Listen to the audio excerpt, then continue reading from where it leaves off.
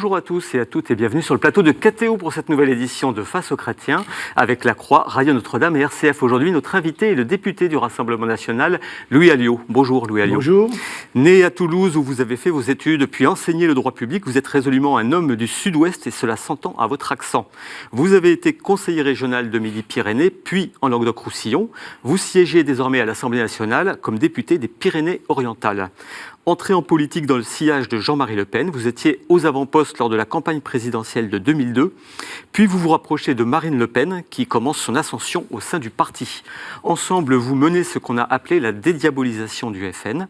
Lors de la présidentielle de 2016, vous vous démarquez de la priorité donnée dans son programme à la politique monétaire et à la sortie de l'euro.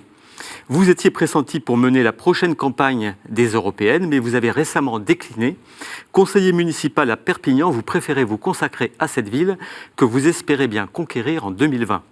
Pour vous interroger dans cette émission, vous serez successivement donc interrogé par Romain Masneau de RCF, par Louis Dauphren de Radio Notre-Dame et par Laurent de Boissieu de La Croix. Une question plus personnelle avant de se lancer dans le grand bain de l'actualité, Louis Alliot. Vous avez été papa de jeunes enfants, leur avez-vous déjà donné la fessée ? Alors j'étais papa et j'étais enfant aussi. Oui. Et vous avez reçu donc des j'en ai fessées ? reçu quelques-unes et j'en ai très honnêtement donné pas beaucoup en fait. Voilà. Je pense que c'est quelque chose d'anecdotique et il faut bien faire la différence entre faire comprendre à des enfants un certain nombre de choses qui les aideront dans la vie, on va dire, et puis user de violence pour la violence, comme ça arrive dans certaines familles, il ne faut pas se faire d'illusions, et il faut bien faire la différence. Mais en fait, ça fait partie un peu des curiosités de la vie démocratique française. Au moment où tout le monde est dans la rue, une contestation massive, l'Assemblée nationale, ce matin, va être affairée à parler de la fessée. Ça fait un peu bizarre. C'est inutile. C'est pas une priorité. Surtout qu'il n'y a rien de contraignant. Ils auraient dû faire de la pédagogie, un plan d'alerte, et surtout la violence dans certaines familles qui est très très importante. Et moi je le vois dans ma ville à Perpignan justement, et dans certaines communautés notamment. Il y a des problèmes d'éducation des enfants, de déscolarisation, etc. Et je trouve qu'on ne fait pas assez pour ça, et alors qu'on va faire la publicité à une loi, mais une loi qui va être une loi de pure information. Voilà. Alors, une première question de cette première partie de Face aux chrétiens de Romain Masneau. La contestation que vous évoquez, parlons-en. Vous, Louis Alliot, est-ce que vous avez senti venir monter cette crise des Gilets jaunes ou est-ce que, comme beaucoup de politiques, vous avez été pris par surprise ? Non, moi, ce que je voyais monter, c'est la colère par rapport au carburant. Parce qu'au-delà d'être des élus, on met aussi de l'essence dans nos voitures. Et on a de la famille, des amis. Et de plus en plus, depuis déjà presque un an, les gens se plaignaient du coût de l'essence parce qu'ils sont assiégés non seulement par les taxes, mais par le coût de la vie. Sauf que l'essence, c'est, un produit de première nécessité presque.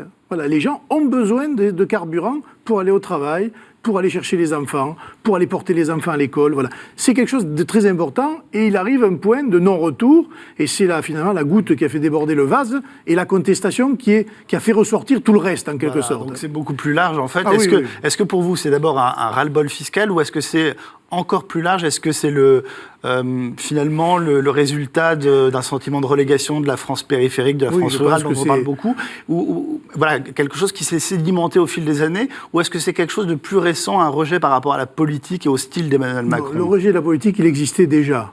Il y a de ce côté-là rien de nouveau. Et on a vu l'abstention aux élections législatives, et on voit systématiquement à toutes les élections une contestation du système politique lui-même. Je veux dire, l'Assemblée nationale ne représente pas la réalité de ce que l'on peut vivre sur le terrain, ça c'est une certitude. Mais là, on sent bien qu'il y a des gens qui décrochent. Jusqu'à présent, ils arrivaient à vivre ou à survivre, et là, ils n'y arrivent plus. Moi, j'étais frappé en allant voir sur les points de barrage dans mon département.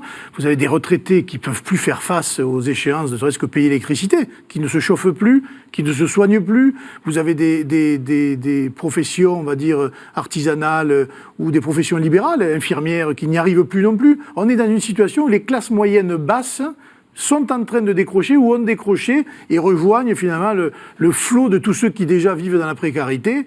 Et ça, c'est explosif pour l'avenir du pays. Oui, mais si c'est ça la vraie question, le pouvoir d'achat.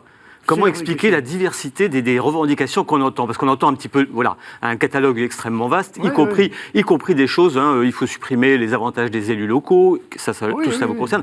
Comment comprendre cette variété des... Parce que les politiques ont ont échoué et que les gens ont fait confiance successivement à la droite, à la gauche, ils ont remis la droite, ils ont remis la gauche. Aujourd'hui, c'est une espèce de condensé des vieux systèmes, parce que M. Macron n'est que l'expression des anciens socialistes et des anciennes droites, puisqu'il en a repris une certaine partie. Et donc, les gens voient bien que ça ne fonctionne pas. Et si vous ajoutez à cette crise du pouvoir au niveau national, la crise du pouvoir au niveau local, parce que personne ne s'intéresse à ce qui se passe localement, mais au niveau local, les impôts augmentent. Il faut voir, les mairies, les conseils d'agglo, les régions, les départements. Et les gens se disent, mais c'est pas possible. Plus il y a d'échelons, plus ils en rajoutent, et plus on est pressuré, en quelque sorte. Hein. Le problème, il est qu'on ne répond pas aux attentes directes, on ne répond pas au quotidien des gens. Et à côté de ça, on est capable de faire des grandes envolées sur la transition énergétique, sur la politique migratoire, sur ceci, sur cela. Mais les gens, eux, ce qu'ils attendent, c'est à la fin du mois de savoir combien il leur reste dans le porte-monnaie. Et vous, Louis Alliot, est-ce que vous allez manifester samedi prochain à Paris ? Non, moi je ne manifeste pas. Je suis allé voir les Gilets jaunes sur les points de barrage dans ma ville et dans ma circonscription pour discuter avec les gens, pour voir comment ça se passait, surtout pour appeler au calme. Parce que moi je pense que la force de mouvements comme cela, c'est le calme de la revendication. Plus la détermination sera importante, plus le calme sera là, et plus la force de leur revendication sera entendue. Les violences, elles servent précisément à dévaloriser la mobilisation des Gilets jaunes, et il ne faut surtout pas en entendre parler. C'est pour ça que je me méfie, moi, des manifestations, et surtout des manifestations parisiennes, qui, depuis maintenant, on va dire une dizaine d'années, systématiquement dégénèrent, parce qu'il y a des gens qui viennent de l'extérieur et qui sèment la pagaille. Très, très concrètement, pour cette 3e journée nationale qui est attendue samedi de mobilisation, il ne faut... Là, vous vous démarquez, vous critiquez les Gilets jaunes qui appellent à manifester à Paris. Non, il ne faut pas manifester ? Eux, ils font ce qu'ils veulent. Ils manifestent, ils appellent à manifester, c'est leur moyen d'expression.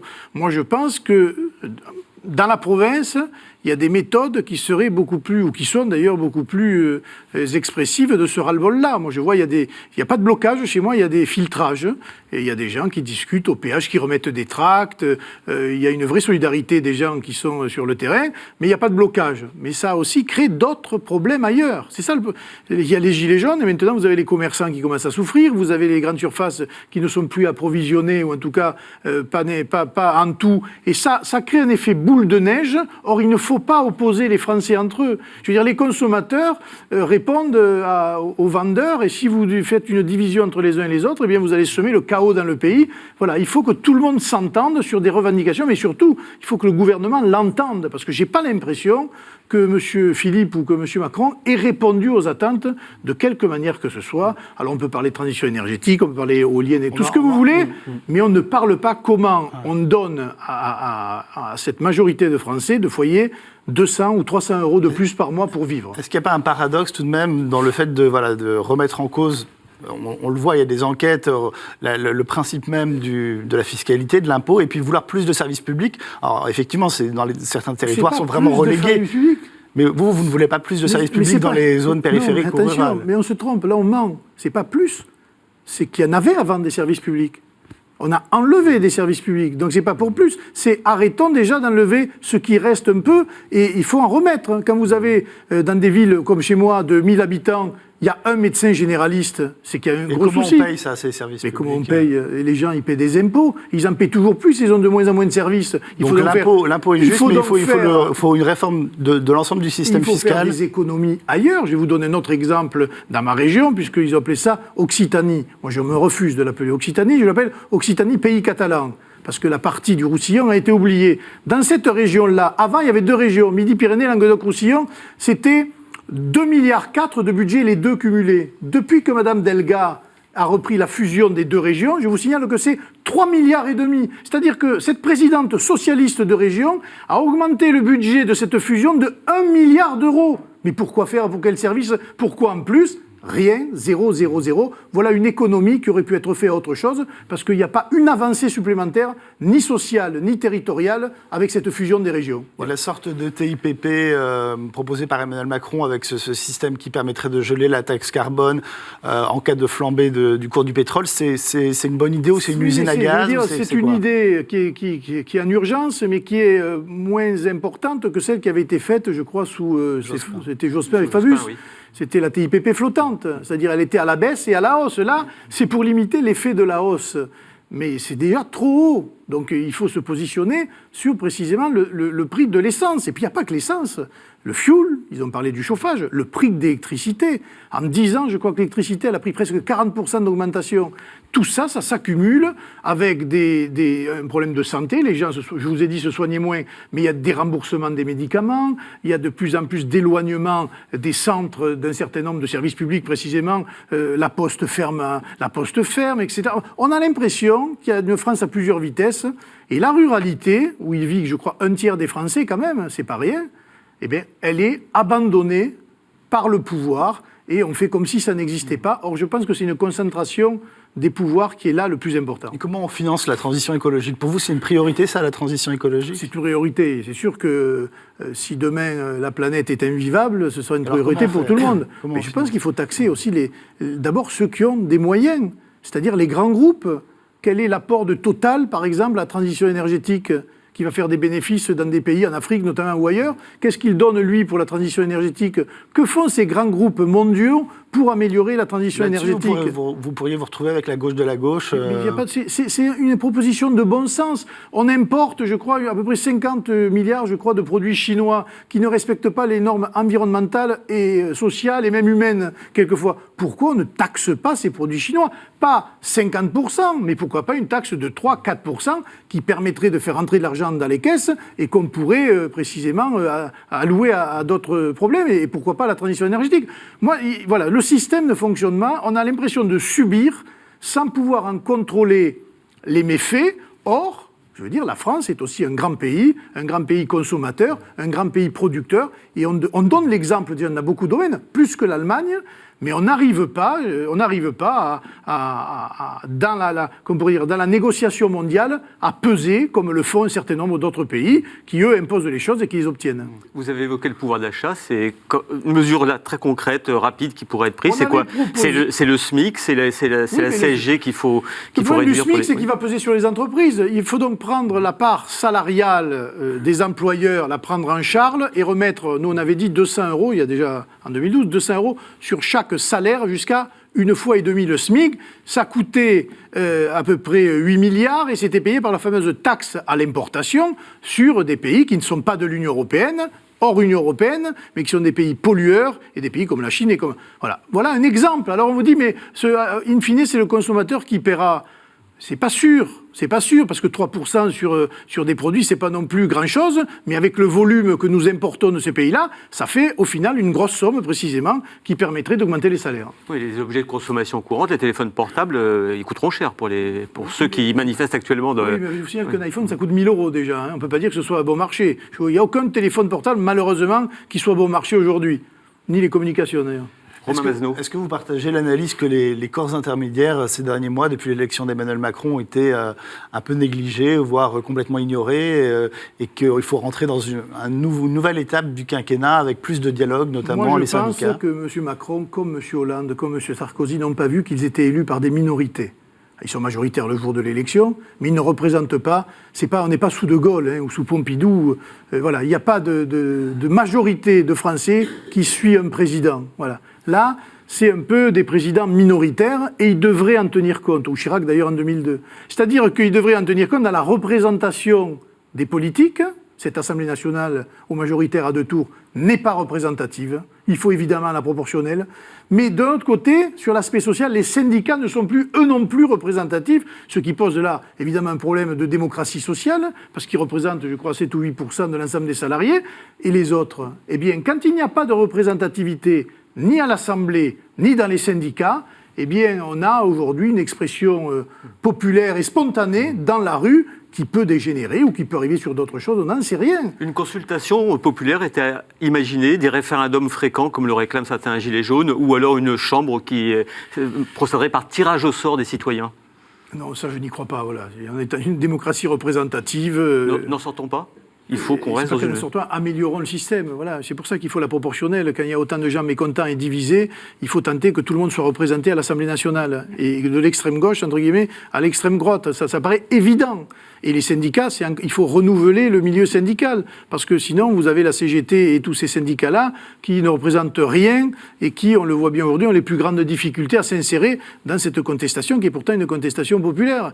Il y a une vraie demande de représentativité. Et là encore, on est un peu à la... Le monde a changé, voilà. Et la Ve République, qui a quand même été déjà révisée 24 fois, hein, on voit bien qu'elle est de moins en moins adaptée au monde que nous sommes en train de vivre, et il faudrait peut-être que les dirigeants se posent la question. Une dernière question très courte de Romain Masneau. Oui, toujours sur la transition énergétique, Emmanuel Macron a annoncé la fermeture de 14 réacteurs nucléaires d'ici 2035. C'est beaucoup, c'est trop peu? Écoutez, moi je demande à voir, voilà, je n'y crois pas, je pense que ça va coûter. Il n'a pas dit le chiffre, parce qu'on ne ferme pas comme ça, on ferme les portes et on s'en va, hein.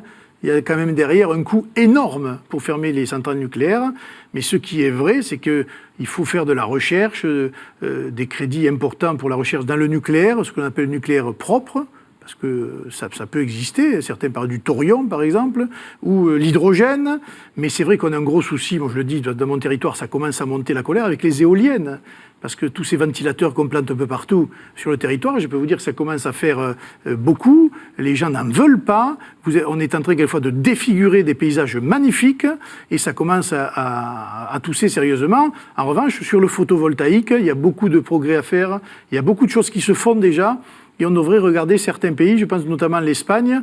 Là, dans le photovoltaïque, on devrait aussi faire plus de recherche et mettre plus de crédits, parce que c'est peut-être là une énergie d'avenir, beaucoup plus que les éoliennes, en tout cas les éoliennes telles qu'on les connaît aujourd'hui. Merci beaucoup Romain Masneau. Nous marquons une première pause dans cette édition de Face aux Chrétiens. Nous nous retrouvons dans un court instant avec notre invité Louis Alliot, qui sera interrogé par Laurent de Boissieu de la Croix. A tout de suite.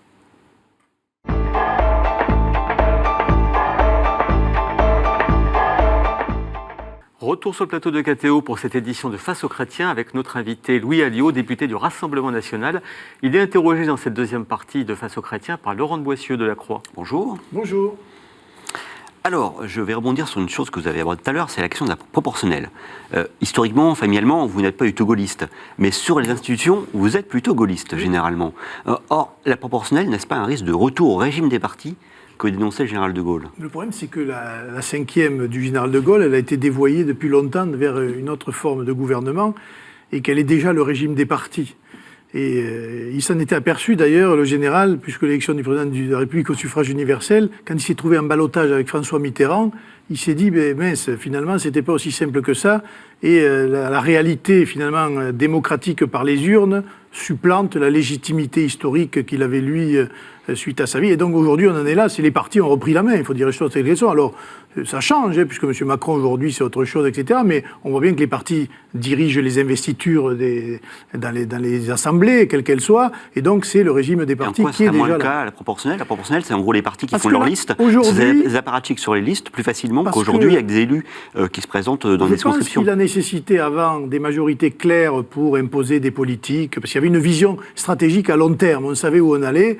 Et les politiques, à l'époque, voilà, il y avait des grands sujets, des grands projets, il y avait des politiques sociales. Et aujourd'hui, c'est un peu la démocratie d'opinion qui mène. Et donc, tout le monde veut être représenté. Le citoyen qui regarde la télévision, il regarde l'Assemblée, il dit « mais où je suis ?» Parce que je ne suis pas représenté. Je ne suis pas pour M. Mélenchon, je ne suis pas pour le Rassemblement national, mais je ne me reconnais pas dans la droite, etc. Or, il faut une pluralité de représentation, la proportionnelle, et un mécanisme qui permet d'obtenir une majorité et d'imposer une politique. Ça existe dans les régions. Donc pourquoi ne pas transposer le système qui existe dans les régions à l'échelle du Parlement pour que des majorités se créent, ou en tout cas une politique soit votée sans qu'il y ait une fraction d'opinion au sein du Parlement. Moi, je pense qu'aujourd'hui, si on ne va pas vers la pluralité des opinions à l'Assemblée, on va vers une révolution dans la rue. Et moi, je sais que les révolutions, ça peut bien commencer quelquefois, mais ça se finit toujours mal. Alors, la prochaine échéance, justement, électorale, c'est l'élection au Parlement européen, qui, elle, se fait à un tour à la proportionnelle. Oui. Alors, quelle est exactement aujourd'hui la position du Rassemblement national sur l'Europe ? Je sais qu'on dit que non, vous n'avez pas changé. Si on regarde concrètement les programmes successifs, même en remontant plus haut que la période Marine Le Pen du Front National, puis Rassemblement National sur l'Europe, est-ce qu'aujourd'hui, vous voulez sortir de l'Union européenne, ou est-ce que vous pensez que vous pouvez changer l'Union européenne de l'intérieur, c'est-à-dire faire quelque chose qui ne serait plus en fait l'Union européenne? Aujourd'hui, on voit qu'avec des partenaires qui sont au pouvoir dans notre pays, on pourrait peser de l'intérieur pour changer les orientations politiques qui sont celles aujourd'hui de l'Union européenne. Car on ne mélange pas, mais c'est toute la difficulté, l'Europe, nous sommes des Européens, notre continent c'est le continent européen, mais l'Union européenne, ce n'est qu'une structure administrative qui est l'émanation d'un traité. C'est tout simplement ça. Donc il faut la modifier de l'intérieur, et si on ne peut pas la modifier de l'intérieur, parce qu'il y a trop de blocages technocratiques ou financiers d'ailleurs, à ce moment-là, il faudra entamer la procédure pour contraindre et sortir de l'Union européenne avec d'autres. Donc plan B, on change de l'intérieur, plan A, pardon, on change de l'intérieur, et plan B, on sort si on n'a pas réussi. Oui, parce qu'en fait, jusqu'à présent, nous n'avions pas d'alliés sur cette ligne-là à l'intérieur de l'Union européenne. Aujourd'hui, vous avez les Autrichiens qui sont nos alliés dans notre groupe, qui dirigent l'Europe aujourd'hui. Vous avez les Italiens et vous en avez d'autres qui pèsent dans leur pays, la Hongrie, même si elle n'est pas de notre groupe. Ils sont alliés aujourd'hui avec les Républicains, avec la droite, avec la CDU allemande. Oui, mais le problème, c'est que nécessité fait loi. Si demain les peuples disent qu'ils veulent cette politique, leurs représentants au Parlement européen seront obligés de les suivre, sinon on ira là encore vers des débordements ou une agitation économique, sociale et politique qui n'est souhaitable pour personne. Quand les gens se sentent bien représentés et quand les pays sont bien gouvernés en fonction de ce que veulent les citoyens, en général ça se passe bien. Mais on voit bien qu'aujourd'hui il y a une frustration de gens qui ne veulent pas cette manière de gouverner, mais qui la subissent. Et en France particulièrement, je rappelle qu'on est quand même un pays qui a voté contre la Constitution européenne à 55% et que 92% des parlementaires ont remis le texte sous une autre forme et nous l'imposent. Là, il y a un souci. Vous avez un point d'accord avec Emmanuel Macron, c'est de dire qu'il y a une opposition en Europe entre nationalistes, vous emploierez peut-être d'autres termes, mais nationalistes et progressistes. Entre guillemets, sont les mots qu'il emploie. Est-ce que vous êtes d'accord qu'il y a une vision binaire qui vous oppose Emmanuel Macron, qu'il n'y a pas d'autre voie possible? Mais il y a d'autres voies possibles. Non, lui, il dit qu'il faut plus d'Europe, et nous, on dit qu'il faut moins d'Europe. En tout cas, il faut une Europe d'une autre manière. Mais lui, il veut aller vers plus d'intégration. Or, nous pensons, nous, que l'intégration favorisera l'agitation au sein des nations et que nous serons de toute façon systématiquement sous la coupe de l'Allemagne qui, on peut dire, est le géant économique de cet ensemble administratif. Donc voilà, il faut une Europe, nous sommes Européens, voilà, nous sommes Européens, mais il faut une autre manière de pratiquer l'Europe. C'est-à-dire que beaucoup de choses doivent se faire, mais pas à notre détriment, au détriment de nos agriculteurs, de nos industries, de nos services, mais ça doit se faire en concertation avec les autres, sur des projets, mais en gardant notre liberté. Vous qui connaissez bien le sujet, le fameux principe de subsidiarité, au départ, c'était ça quand même. J'avais cru comprendre, moi, dans mes études européennes, quand j'étais jeune étudiant, que le principe de subsidiarité, c'était ça, c'est que les nations gardaient leur pouvoir de faire et qu'elles déléguaient une part concertée. Mais là, aujourd'hui, c'est pas ça. C'est un cours de droit, mais le principe de subsidiarité, dans l'histoire des idées politiques, est lié au fédéralisme, d'abord, originellement. Mais... Aujourd'hui, on impose aux nations des politiques que les nations ne veulent pas nécessairement. Et vous pensez que vous pouvez être majoritaire au Parlement européen l'année prochaine? Je pense qu'on peut... Vous et vos alliés. En tout cas, il peut y avoir une grosse minorité de blocage pour éviter un certain nombre de textes et de dérives qui sont liés en général au modèle économique. Et c'est ce modèle économique qui procure du chômage, qui procure aussi un modèle pollueur, parce qu'on n'en a pas parlé, on n'a pas eu le temps tout à l'heure, mais un modèle pollueur. Tout ce système de consommation mondiale est un système qui pollue. On va quand même chercher, par exemple, en matière agricole, des produits agricoles à l'autre bout de la planète pour les faire venir chez nous, alors que chez nous, on en produit. Il y a quand même là un souci manifeste d'organisation du commerce international que l'Europe, elle, j'allais dire, met de côté, puisqu'elle est pour le libre-échange universel et sans frontières. Dernière question sur les eaux. Pour résister par rapport à la Chine, par rapport aux poids lourds de demain, est-ce que l'Europe, en ayant créé ce grand marché intérieur, n'a pas trouvé quand même la solution pour exister? Le repli sur les frontières permettra-t-il de résister? Pas sur les frontières. Ce serait vrai si l'Europe se protégeait.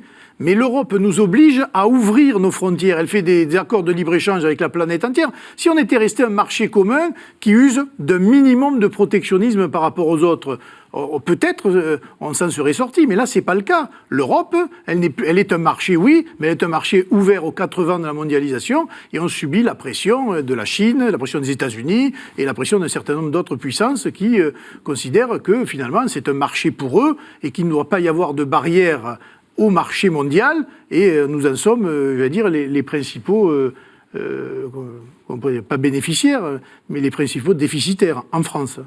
Laurent de Boissieu. Dernière question sur les européennes plus partisanes. À défaut de Louis Alliot, qui peut être le tête de liste du Rassemblement national? Il y a un nom d'un jeune militant qui circule. Est-ce que c'est une bonne idée de présenter en tête de liste quelqu'un qui n'est pas connu du grand public? Mais l'élection européenne, ça va être une affaire d'idées, pour une fois. Ce que vous disiez par rapport à M. Macron, les fédéralistes ou les mondialistes, contre ce qu'il appelle lui les nationalistes, qu'on appelle nous plutôt les patriotes.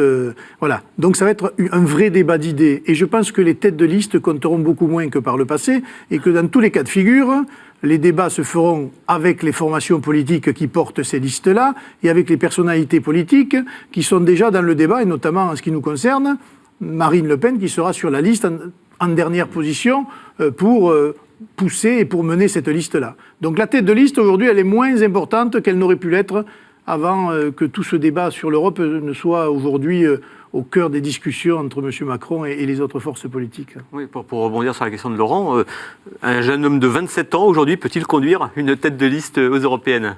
Puisque c'est l'âge de Jordan Bardella qui est possiblement tête de liste. Oui, on disait pareil, qui aurait imaginé que M. Macron aurait pu être à quel âge il avait 36 38 ans, je crois, président de la République française. Bon, voilà. Et puis on a connu, nous, Jean-Marie Le Pen, président de groupe parlementaire à 27 ans. Donc, et on a connu, j'allais oublier, David Racheline, plus jeune sénateur de France, du Sénat, et Marion Maréchal, plus jeune député de l'histoire du Parlement. Alors, échéance. Ensuite, grande échéance pour vous, que la présidentielle. Vous parlez d'élection présidentielle, c'est ce qui permet de recomposer potentiellement le paysage politique français. On a vu la dernière fois, en 2017, qu'au second tour, vous n'arrivez pas à passer à un certain niveau et à être majoritaire. Vous avez pourtant eu, pour la première fois, un allié debout la France, Nicolas Dupont-Aignan, qui lui est de tradition gaulliste et souverainiste. Est-ce que vous pouvez l'emporter, puisque c'est votre objectif, en 2022, en ayant des alliés supplémentaires, et quels pourraient être ces alliés supplémentaires? Moi, d'abord, c'est loin.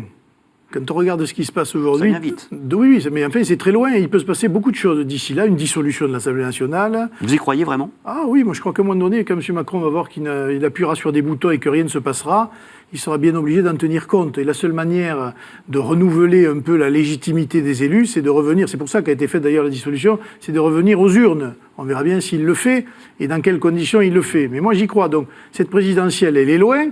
Mais les alliés, d'ici là, je pense qu'il y aura une clarification des débats sur l'Union européenne, sur le pacte des migrations ou sur l'immigration en général, sur le système social français. Voilà, il y aura eu une clarification. Ils sont où alors ces pensées à l'allié clarifiés? Aujourd'hui, M. Dupont-Aignan, on continue quand même à discuter avec lui, même s'il fait cavalier seul aux élections européennes. Mais je pense que dans le monde des républicains, et du centre-droit en général, en tout cas de ce que je peux voir moi sur le terrain, beaucoup de militants et de cadres locaux nous regardent avec sympathie. Alors pour l'instant, cette sympathie n'est pas encore arrivée jusqu'aux sphères supérieures des Républicains et de notre... Mais au niveau local, je pense que c'est possible. Vous diriez que le Rassemblement national, c'est la vraie droite, ou c'est ni de droite ni de gauche? Mais ça dépend d'où on se place. Voilà, moi j'ai toujours dit ça, ça dépend. Aujourd'hui, quand on regarde la droite... Moi, je ne me sens pas les mêmes valeurs que M. Juppé, par exemple, qui est pourtant de ou M. Raffarin. Je me sens plus d'affinité avec d'autres républicains. Donc je pense qu'aujourd'hui, il y a une nouvelle fracture qui se crée entre ceux qui veulent précisément... C'est ce que M. Macron essaye de faire, d'ailleurs. Les mondialistes, c'est-à-dire l'ouverture totale sur un monde nouveau, et les patriotes, c'est-à-dire la coopération entre les États, et un certain nombre de solidarités quand même entre concitoyens. Mais est-ce que c'est de droite ou de gauche? Moi, ça dépend d'où vous vous placez. Je ne serais pas aussi catégorique que ça. Quelques rares élus qui viennent de LR ont rejoint le Rassemblement national. Pardon.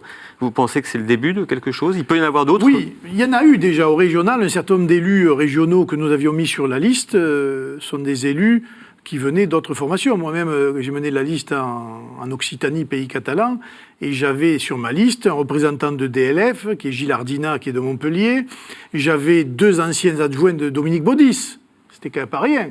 Maïté Carsalade et Chantal Douno-Sobraquès, et l'une plutôt UDF, l'autre RPR de l'époque. Donc nous, on avait fait l'ouverture, mais on sent bien que dans les élus locaux, il n'y a plus cette chape de plomb qui pèse à l'échelle nationale, et que j'espère, moi, que lors des municipales, il y aura des listes communes, peut-être sans étiquette, en tout cas divers droites ou divers intérêts locaux, de défense de divers intérêts locaux, mais je pense que ça se fera au municipal. Et vous-même, vous souhaitez de nouveau être candidat aux élections municipales à Perpignan? Et que feriez-vous? Et voilà, et en cas de victoire, que feriez-vous entre votre mandat de député et de maire? On n'a plus le choix, puisque la loi sur le cumul des mandats fait que je suis obligé de démissionner de mon mandat de député, et c'est ma suppléante qui prendra ma place à l'Assemblée nationale. Donc vous serez tête de liste pour être maire, c'est-à-dire pas seulement mais je pense que c'est trop important. C'est une ville de 120 000 habitants, c'est une agglomération beaucoup plus importante.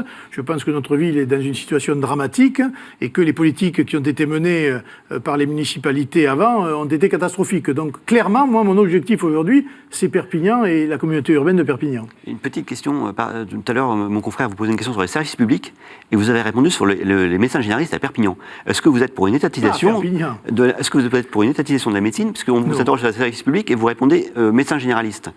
Non, je ne suis pas pour une étatisation, mais je suis pour qu'on permette d'abord sur le numerus clausus aux jeunes médecins de les aider à s'installer entre guillemets à la campagne. Beaucoup de choses sont faites par des oui, municipalités. Mais pour l'instant, rien. Moi, je peux vous dire, sur le terrain, rien. Donc, il y a des maisons médicales qui commencent à émerger sur les territoires, qui sont déjà des avancées considérables. Il y a même quelquefois des médecins ambulants, on va dire, qui vont de village en village pour soigner les populations. Mais au-delà de la santé, il y a tout le reste. Je veux dire, aujourd'hui, pour poster une lettre... il vous faut faire quelquefois des kilomètres. Vous n'avez plus d'épicerie. Les transports scolaires, vous ne les avez pas, ils ne passent pas tout de suite devant la maison. L'aménagement du territoire a été oublié en France. On parlait du TGV, qui n'est pas de TGV, en tout cas de ligne à grande vitesse à Perpignan, est quand même une aberration, alors que les Espagnols ont mené la liste à grande vitesse Madrid-Perpignan. Tout ça a été un peu oublié, alors qu'il y a des routes qui ont été modernisées, et des belles routes. Il y a un problème d'aménagement du territoire, et là encore, on ne répond pas aux attentes de nos concitoyens qui vivent dans la ruralité.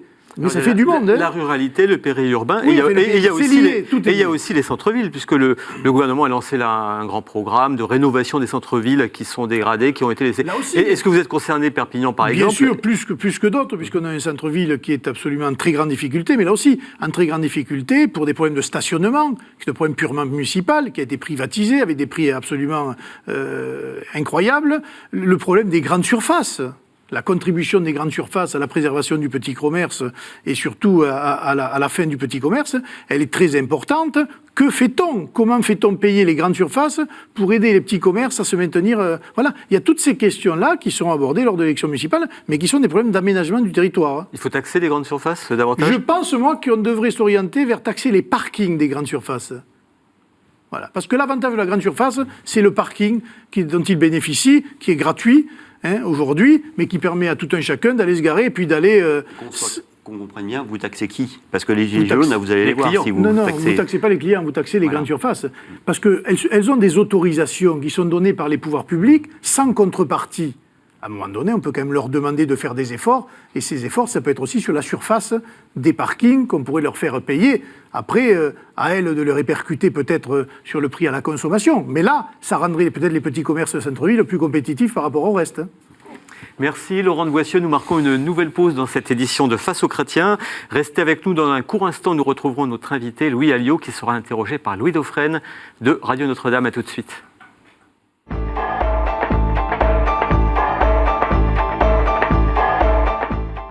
Retour sur le plateau de KTO pour la dernière partie de cette édition de Face aux chrétiens avec notre invité Louis Alliot, député du Rassemblement national. Il est interrogé par Louis Dauphren de Radio Notre-Dame.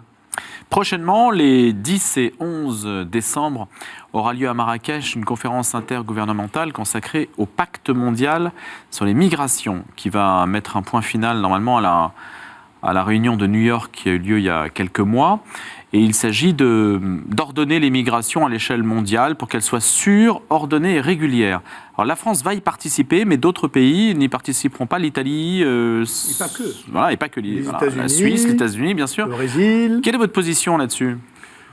Évidemment, on est contre encore un énième texte dont on dit qu'il ne sera pas contraignant, mais dont on sait qu'à l'avenir, il pourrait l'être. Je veux dire, l'immigration dans le monde, depuis la nuit des temps, elle existe.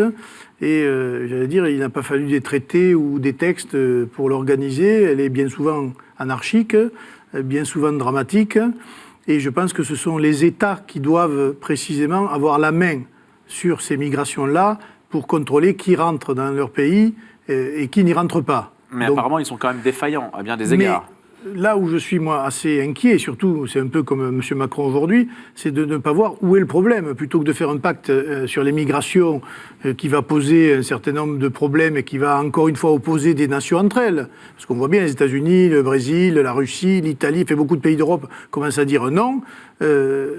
Personne ne parle de la politique du développement, qui permet précisément ces migrations anarchiques par la guerre, par la misère, par la maladie, etc. Et là, personne n'en parle. Moi, j'aurais préféré un grand sommet qui allait ordonner une vraie politique de développement, parce que moi, je pense que le continent africain est le continent de demain, et qu'en se développant, précisément, il régulera de lui-même les flux migratoires et contribuera à desserrer l'étau sur l'Europe, qui est un étau important et qui pose beaucoup de problèmes. Donc voilà, parlons précisément développement et parlons migration, mais dans le cadre de cette politique de développement, ce n'est pas le cas. Là, c'est un texte juridique, voilà. L'idée de s'entendre pour que les migrations ne soient pas anarchiques, comme vous le dites justement, et que les marchés, les trafics illicites ne deviennent pas la norme, c'est aussi cela, de pouvoir s'entendre pour répondre à une situation d'urgence. On a déjà du mal à gérer une contestation de gilets jaunes en France. Vous imaginez, vous gérez les migrations mondiales.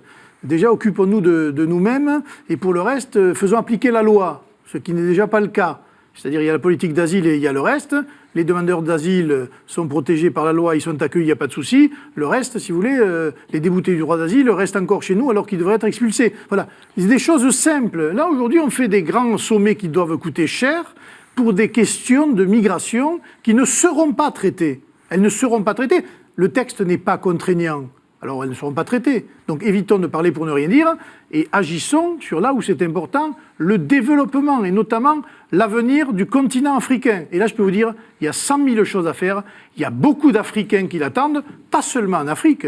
Il y a beaucoup aussi de nos compatriotes qui vivent chez nous, qui sont franco-africains ou africains en exil, qui attendent qu'enfin la France ait une vraie parole de développement et de discussion avec les dirigeants africains, mais sur des bases solides, sur des bases concrètes, et non pas ce que l'on a vu pendant des décennies, c'est la fameuse politique la France-Afrique, qui a été une échelle de corruption monumentale, qui n'a apporté rien du côté africain et pas grand-chose du côté français. Depuis que l'Italie a haussé le ton, depuis que Salvini a haussé le ton sur les migrants, on voit que les migrants arrivent maintenant par l'Espagne. Oui. Est-ce que ce n'est pas la preuve même que ce chacun pour soi est absolument catastrophique? Est-ce qu'il ne faut pas une régulation et un traité, justement, ne permettrait-il pas une meilleure coopération entre les États? Oui, mais Salvini, il ferme sa frontière parce qu'il dit, attendez, vous ne voulez pas discuter avec nous, vous ne voulez pas mettre en œuvre vous-même les politiques qui pourraient nous permettre de desserrer l'étau qu'il y avait sur l'Italie. Donc c'était une mesure de rétorsion. Il a dit, voilà, moi je ferme ma frontière. Alors effectivement,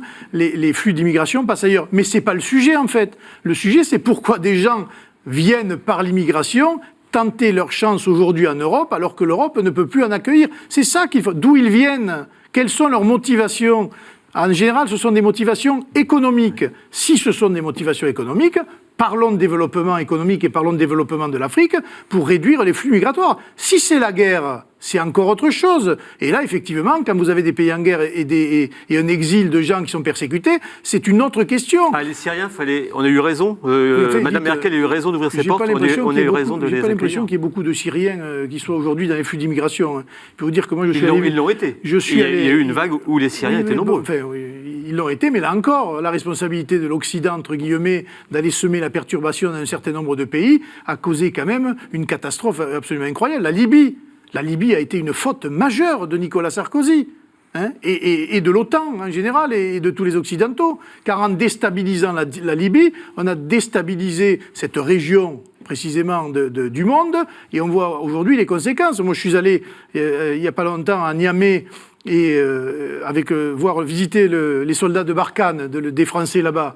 Ce sont des pays, en fait, qui n'existent plus, qui ne contrôlent plus rien. Et heureusement que les Français y sont pour faire la guerre aux djihadistes, sinon ces pays auraient déjà sombré. Mais ils ne peuvent pas agir seuls, ils ont besoin d'aide. Mais ils ont aussi besoin de développement économique. Moi, j'ai vu des députés, notamment du Niger, qui nous disaient, mais si on continue comme ça, qu'on n'a rien à donner à nos populations, ils n'ont pas d'autre, avenir que de tenter leur chance ailleurs, avec les conséquences que l'on sait. Il est là le problème. Il n'est pas dans le contrôle des Donc, frontières. qu'est-ce que ça veut dire? Ça veut etc. dire qu'il faut s'installer là-bas pour fournir ce que demandent les populations? Il faut d'abord contraindre un certain nombre de dictateurs d'arrêter de piller leurs richesses pour s'en mettre plein les poches. Et là, je peux vous dire, tout ce qui s'est passé notamment au Congo-Brazzaville est une honte, car il y a eu des morts, il y a eu de la répression, et la France n'a rien dit. Ça, c'est le premier sujet. Guinée équatoriale aussi. Ou la Guinée, ou la RDC, parce qu'il y a tous ces pays-là. Il y a un sujet économique, oui, il faut aider les pays africains par le développement économique, par l'agriculture, par l'éducation, voilà, la scolarisation des enfants. Mais ça veut dire qu'il faut dégager leurs dirigeants, en fait. C'est ça que vous nous dites d'abord. Non, d'abord, il faut dégager la plupart des dirigeants. La France a une voix forte et elle peut contraindre, en tout cas elle peut influencer, elle peut dire à un certain nombre de personnages qui sont aujourd'hui en Afrique, attention, si vous franchissez cette limite-là, qui est l'air de rien, les droits de l'homme ou la démocratie, ou le pluralisme politique, à ce moment-là, ne comptez pas sur nous pour venir vous aider. Parce qu'il y a certains pays, quand même, la France est en quelque sorte protectrice de ces pays-là, alors que les dirigeants se comportent comme soit des dictateurs, soit des pilleurs de richesses. Voilà. C'est bien pour cela qu'il fallait, à mon avis, un sommet international qui parle de développement et qui parle d'aide à ces populations et d'essor économique du continent africain. Moi, ça me paraît primordial. Sinon, le déséquilibre va être tel démographique entre le Nord et le Sud, que je ne vois pas comment l'Europe pourra, avec quelques traités que ce soit, ou quelques forces que ce soit, éviter le pire. Il y a une dimension dans le document de Marrakech qui est supplémentaire, c'est-à-dire qui consiste à éduquer aussi la population pour avoir une vision positive de l'immigration et de la culture de la personne qui vient. En particulier d'éduquer les médias qui en parlent, qu'ils en parlent de manière positive et pas négative, tout en respectant, semble-t-il, la liberté de la presse. Mais ça, qu'est-ce que vous dites là-dessus? C'est vieux comme le monde. Ce changement de regard sur le... Vous croyez qu'on a besoin de propagande pour nous dire qu'il faut accueillir les migrants, etc. La France a connu des vagues d'immigration.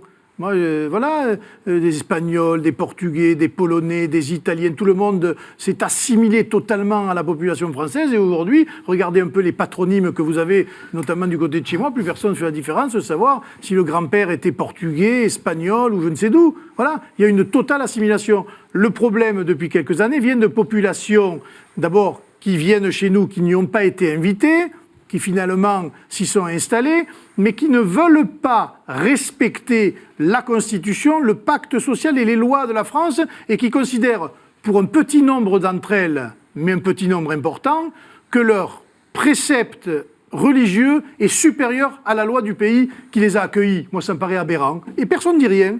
Et pourtant, les mairies financent des associations, financent la plupart du temps des mosquées salafistes ou autres. Et nous sommes dans cette situation-là. Sauf que dans les villes où vous avez un certain nombre de musulmans plutôt insérés dans le monde du travail et qui vivent bien, eux vivent la pression des extrémistes. Et aujourd'hui, nous sommes responsables de cela et rien ne se fait. Là encore, la responsabilité des élus locaux dans tout ce qui est en train de se passer dans les villes est colossale, par pur clientélisme. Ils ne sont pas suffisamment formés sur ces questions-là ? Ils ne sont pas formés, ils veulent être élus et réélus. Donc ils sont prêts à donner à n'importe qui des subventions pour faire vivre des associations. Qu'est-ce qu'il faut faire pour changer ça, dans ce cas, le clientélisme, puisque vous parlez de clientélisme? Il faut respecter la loi. Voilà. La France est une république laïque. Qui est censé la faire respecter dans ce domaine-là? L'État. Auprès des élus. L'État. Et auprès des élus, quand un élu maire subventionne une association qui est une fausse association culturelle, mais qui est une vraie association culturelle, c'est au préfet à dire stop. Voilà. Et quand il y a des discours radicaux, à intervenir directement et à faire fermer les mosquées. Justement, sur ce sujet, le gouvernement envisage de réformer la loi de 1905 pour faire rentrer toutes les associations musulmanes dans ce statut des associations cultuelles, pour mieux les contrôler. Est-ce que ça vous paraît une bonne idée, une bonne piste? Je pense que si on touche à cet édifice qui s'est construit lentement et qui s'est construit, on l'oublie de le dire, en opposition à l'Église catholique, parce que tout n'a pas été rose, ça a été une vraie bataille entre l'Église catholique et la République et l'État. Aujourd'hui, je pense qu'on est arrivé à un équilibre. Et je veux dire, jusqu'à présent, ça n'a posé aucun problème. Pourquoi aujourd'hui donc, ça pose un problème? Parce qu'il existe certains principes dans certaines religions qui sont contraires à nos lois, à notre constitution, à nos principes. Ce n'est pas à la République de s'adapter, c'est à la religion. Et si elle n'est pas capable de s'adapter aux lois du pays dans lequel elle est, elle doit en tirer toutes les conséquences. Mais moi, je sais qu'un certain nombre de musulmans, et j'en connais beaucoup, et notamment ceux qui ont combattu pour la France, n'ont jamais rien demandé, n'ont jamais rien revendiqué, sinon le droit de vivre tranquillement dans leur pays, la France. Et malheureusement, aujourd'hui, ce n'est plus eux qui ont la main. Donc c'est une politique policière qu'il faut, avant tout. Il faut fermer les mosquées salafistes, il faut être beaucoup plus... évident. Il faut montrer un signe. Voilà. Il faut interdire à des dictatures étrangères de venir financer le culte musulman sur notre sol. Voilà. Moi, que le Qatar, l'Arabie Saoudite et d'autres pays viennent financer un certain nombre ou la Turquie aujourd'hui, de mosquées, me pose problème. Voilà, parce que c'est une influence directe de l'étranger sur notre sol. Quelle est la proportion, à combien l'estimez-vous, quelle est la proportion de musulmans qui sont prêts à jouer ce pacte de la laïcité? Moi, je pense qu'on entend trop aujourd'hui les radicaux chez eux, et ceux qui demandent le CCIF, qui est une émanation, qu'on le veuille ou non, des frères musulmans, l'UOIF, des choses comme ça, et qu'on n'entend pas assez. Pourtant, on en voit quelques-uns, notamment des femmes qui s'expriment en disant qu'elles ne veulent pas le voile, qu'elles ne veulent pas... Voilà. On ne les entend pas assez, ceux-là, voilà, parce qu'ils se disent d'ailleurs musulmans, mais eux, ils n'ont pas besoin de loi d'exception ou de modification de la loi de 1905 pour vivre. Voilà, ils sont français. Vous en prendriez sur vos listes? Je vous signale qu'il y en a eu depuis longtemps. Jean-Marie Le Pen déjà avait présenté Ahmed Djebour en 1956. Ça remonte. Mais ça remonte, mais nous on a toujours eu. Moi j'ai comme conseiller municipal à Perpignan avec moi un monsieur qui s'appelle M. Mohamed Belbou. Voilà, il demande rien du tout que de vivre tranquillement. Pour en revenir au sujet un petit peu internationaux et européens, il y a cette question de l'armée européenne que souhaite Emmanuel Macron. Est-ce que c'est une bonne idée, effectivement? Le général de Gaulle doit se retourner dans sa tombe. Voilà, c'est l'armée. C'est de l'armée d'une nation. Y a-t-il une nation européenne? Non. Alors il faut des coopérations entre pays de l'Union européenne en matière de défense, mais nous sommes farouchement opposés à l'armée européenne. J'ajoute que vous avez vu hier que le ministre des Affaires étrangères de l'Allemagne à l'ONU, en disant que si on jouait le jeu de l'Union européenne tel qu'il la pense lui, à ce moment-là, il faudrait que la France renonce à sa place au Conseil de sécurité de l'ONU, ce qui, là encore, est un démantèlement de ce que nous sommes, c'est-à-dire un pays indépendant, une nation libre, et qui va à l'encontre de toute l'histoire récente de la France depuis, on va dire, la fin de la Seconde Guerre mondiale. Il n'y a pas de mutualisation à obtenir du point de vue militaire, parce que la France est exposée... Mais ça existe déjà. Et c'est à flux tendu pour l'armée française. Il y a des coopérations franco-britanniques qui marchent très bien. Il y a des coopérations franco-allemandes qui fonctionnent, mais avec des philosophies différentes, et ça pose un certain nombre de problèmes. Et puis vous avez l'Union européenne, en fait, n'existe pas. Vous avez les Belges qui achètent des avions américains parce qu'ils sont plus sous l'influence des Américains, ou les Polonais, ou d'autres pays qui sont beaucoup plus tournés vers les États-Unis que vers l'Europe. Et ça, la France a une industrie de l'armement, une industrie aéronautique, elle est tout à fait capable de faire face. Encore faut-il lui donner les moyens. Oui, mais au Sahel, par exemple, la France intervient au Sahel depuis plusieurs années. Ça lui coûte très, très cher. Est-ce qu'elle a encore les moyens de jouer seule ce rôle de gendarme en Afrique? Ou est-ce qu'il ne faut pas que l'Europe... Là, c'est un exemple. L'Europe ne paye pas. C'est-à-dire que la France est seule en première ligne. S'il y avait une armée européenne, ça permettrait peut-être... Non, mais ça existe. Mais en revanche, il y a des contingents d'autres pays européens qui sont aujourd'hui sur le terrain. J'ai vu, moi, l'Estonie... Vous avez des petits pays qui amènent leur pierre à l'édifice, en matériel ou même en moyens humains. Voilà, il y a une coopération qui se fait. C'est très bien, mais moi je ne crois pas à l'idée de fusionner des armées pour faire une armée européenne, tout simplement parce que l'Europe n'est pas une nation et qu'il n'y a pas un seul peuple aujourd'hui qui est prêt à mourir pour l'Union européenne. Est-ce qu'aujourd'hui il y a des passerelles avec les États-Unis ou des personnes qui jouent un certain rôle aux États-Unis? On pense à Steve Bannon qui représente peut-être un point d'ancrage pour vous. Nous avons repris une coopération, un dialogue, on va dire, avec les Américains que nous n'avions pas depuis très longtemps. Et on y va parce que je pense que pendant très longtemps, ça a été, j'allais dire, une habitude de critiquer systématiquement les Américains, à juste titre d'ailleurs, et avec la politique interventionniste qu'il y a eu. C'est vrai que l'élection de M. Trump, aussi atypique soit-il, a quand même cassé cette idée que les États-Unis étaient hégémoniques et qui tenaient un discours que nous pouvions entendre, même si nous ne sommes pas dupes sur un certain nombre d'autres choses, sur le patriotisme économique, sur le non-interventionnisme dans d'autres pays pour aller faire la police du monde, et sur la limitation de l'immigration. Il y a des choses sur lesquelles on peut parler. C'est-à-dire Trump, c'est chaque nation qui défend ses intérêts. C'est ça la vision du monde qui correspond. plusieurs bilatéralismes font un multilatéralisme. Là, ce n'était pas un multilatéralisme, c'était un unilatéralisme. C'est-à-dire que quand vous dites d'aller faire la guerre en Irak, soit vous suivez, soit vous passez pour un traître, en quelque sorte. Là, je pense qu'il peut y avoir des négociations entre grandes puissances qui sont capables précisément d'intervenir sur le terrain en matière militaire. Et la France reste encore dans le petit peloton des puissances qui sont capables d'intervenir militairement un peu partout dans le monde. Qu'est-ce que vous demanderiez à Donald Trump si vous étiez aux affaires ? On n'a rien à lui demander particulièrement, juste qu'il respecte la puissance que nous sommes, parce que je pense que la France s'est très mal défendue pendant longtemps et qu'elle a tout accepté des États-Unis d'Amérique. Nous sommes deux partenaires historiques. Les uns ont aidé les autres et réciproquement. Et donc on a une dette morale à l'égard des États-Unis quand même, quoi qu'on en pense. Et eux aussi ont une dette quand même dans la constitution de leur propre nation. Nous sommes deux pays amis.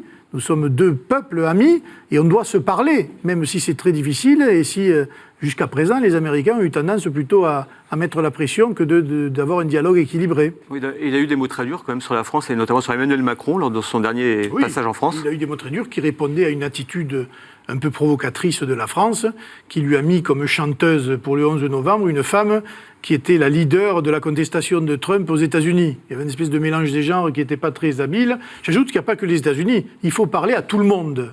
C'est-à-dire qu'il faut bien parler aux États-Unis, mais il faut aussi parler à la Russie et il faut parler à la Chine. Voilà, on ne doit pas s'exonérer de parler à ces grandes puissances parce que, précisément, c'est dans le dialogue que nous arriverons à avoir des coopérations et pas dans l'affrontement. Mais c'était le premier acte quasiment diplomatique d'Emmanuel Macron, de recevoir Vladimir Poutine. Non, donc ça, exactement. Non, ça a été plutôt... Il a bien commencé, mais j'ai l'impression que ça se termine mal, voilà. Très bien, merci beaucoup à notre invité, Louis Alliot, qui est député du Rassemblement National. Notre invité la semaine prochaine sera Guy Pelletier, député Les Républicains. Vous pouvez évidemment nous retrouver d'ici là sur les sites internet de KTO, de la Croix, de Radio Notre-Dame et de RCF. Merci de votre fidélité et à la semaine prochaine.